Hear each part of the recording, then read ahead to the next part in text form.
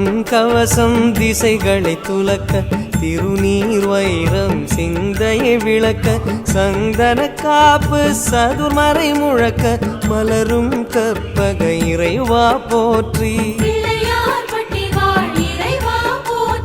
கலியுகம் காக்கும் கணபதி நாதா வலம்புரி நாதா அபயம் அபயம் அபயம் அருளும் இறைவா போற்றி.